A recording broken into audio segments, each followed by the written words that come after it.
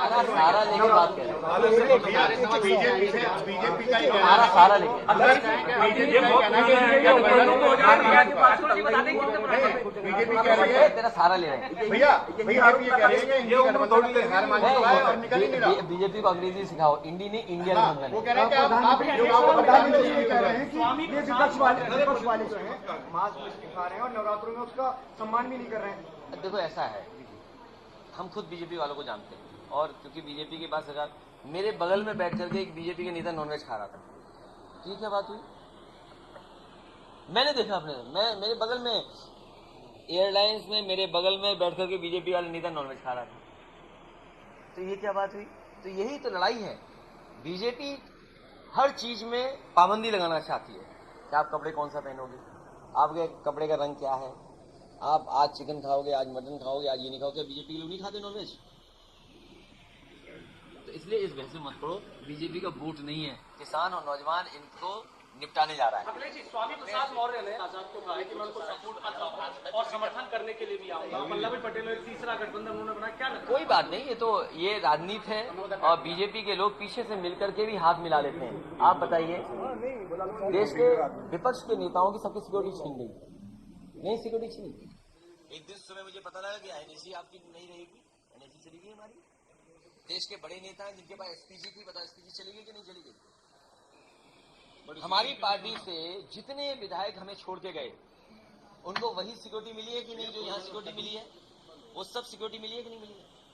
हमारी पार्टी को छोड़ने वालों को सिक्योरिटी मिली कि नहीं मिली? जो विधायक हमें छोड़ के गए उनको वही दिल्ली की सिक्योरिटी मिली है। इसलिए बीजेपी उन सबको सिक्योरिटी देगी जो समाजवादी पार्टी को नुकसान पहुंचाएंगे। जितने भी लोग हैं, चाहे हमारे विधायक हो चाहे कोई हो, जो समाजवादी आंदोलन को नुकसान करेंगे, हम संविधान बचाना चाहते हैं, हम उस लड़ाई को लड़ना चाहते हैं, तो जो हमें कमजोर कर सकता है उन सबको बीजेपी के लोग वीआईपी ट्रीटमेंट देंगे। बीजेपी ने सिटिंग एमपीओ की टिकट काट दी।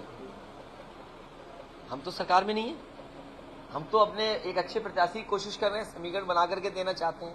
तो अगर हम काट दें तो चलो, हमारा तो उतना नहीं है। आपको सवाल ये पूछना चाहिए कि जो मंत्री थे, भारी भरकम मंत्री थे, उनकी सांसद की टिकट कट गई। जो स्पीकर की कुर्सी पे बैठते थे उनकी टिकट कट गई। और बीजेपी के नेता बीजेपी को हरा रहे हैं। और एक लोकसभा है कैसरगंज, उसका अभी तक प्रत्याशी घोषित नहीं है। वो इसीलिए इंतजार कर रहे हैं कि पहला और दूसरे फेज का चुनाव जब हो जाए तो हम प्रत्याशी घोषित कर देंगे। क्या ये बात आप सहमत है मुझसे? जिन संस्थाओं से आपने छापे मरवाए, उन्हीं के माध्यम से आपने पैसा वसूल लिया, उन मुद्दों से आप ध्यान हटाना चाहते जनता को। आप हम यहाँ बैठे हैं, क्या 1600 करोड़ कोई चंदा देगा? क्या वो कंपनी जिसका खुद का मुनाफा नहीं है और मुनाफे से 3 गुना ज्यादा चंदा दिया है? सोचिए आप, तो महंगाई तो अपने आप बढ़ जाएगी। नहीं बढ़ेगी महंगाई क्या? समाजवादी पार्टी और जो बाकी ईवीएम के अगेंस्ट में आवाज उठाते हैं। समाजवादी पार्टी ईवीएम से बीजेपी को हरा के ईवीएम हटाएगी, ईवीएम से हरा के फिर ईवीएम हटाएगी। मैंने अरे देखिए, और आप देखिए, आप भी ये सवाल क्यों पूछ रहे हो मैं नहीं समझ रहा हूं, लेकिन मैं आपकी जानकारी के लिए, और आपको पता है वो बात, जर्मनी में इलेक्ट्रॉनिक वोटिंग मशीन से वोट पढ़वाना इज अनकॉन्स्टिट्यूशनल। तो सोचो, जर्मनी जो हमसे न जाने कितना आगे है, अगर वो दोष ये सोच सकता है, क्योंकि हमारा सीक्रेट बैलेट है, हमारा जो संविधान हमें देता है अधिकार, वो सीक्रेट बैलेट का है। लेकिन ईवीएम वो सीक्रेट नहीं बचता है। इनके गांव में, इनके बूथ का हमें पता है कि वोट किसका है, तो हमारी सीक्रेसी खत्म हो रहा है, हमारे एक दूसरे में दूरियां पैदा करता है। तो भविष्य में समाजवादी पार्टी बीजेपी को ईवीएम से हरा के फिर ईवीएम हटाएगी। कितनी सीटें जीत रहे हैं यूपी में आप? अभी तो हमारा जो इंडिया गठबंधन है, एक छोड़ करके एक में लड़ाई है, बाकी सब सीटें हम लोग जीत रहे हैं। कितनी यूपी में कितनी? 79। एक में लड़ाई है,